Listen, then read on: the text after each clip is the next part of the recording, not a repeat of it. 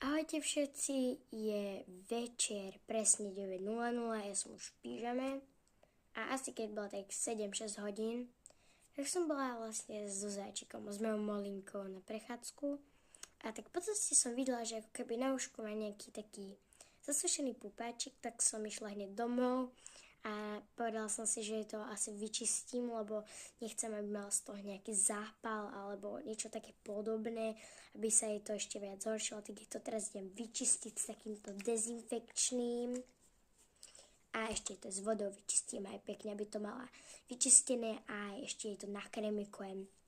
Takže poďme na to. Takže ja tu mám takúto svoju taburetku a mám tu takúto podnožku pre zvieratka, že aby niečo neopíšali jednoducho. Tak jej to sem takto dám a mám tu takéto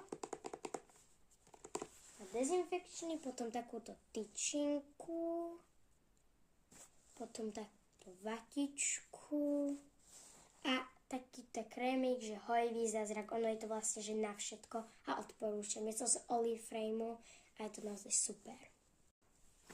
Tak a teraz tu mám aj pekne svojho zajačika, Molinku a vlastne ona má tuto na ušku takýto zasušený pupačik, neviem, či to budete vidieť, ale je to tak dobre vidno, tuto vlastne. Presne takto tuto. Takže to idem teraz vyčistiť. Tak sa môžete na to pozrieť, chod takto, aby tie diváci videli. Takže nastriekam na túto tyčinku vlastne tento sprej. A teraz je to s tým vyčistím akože uško. Tak a teraz som jej to už vyčistil, teraz tam jej dám tento krémik.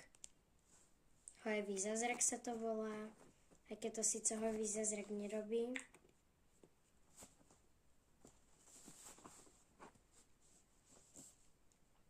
A takto jej to natrem na uško. Ono tam má ako keby okolo takú, že suchú kožičku, ale tak, zvládla si to. Perfektná. Šikulka. Tak ďakujem za sledovanie a ahojte. Ahojte.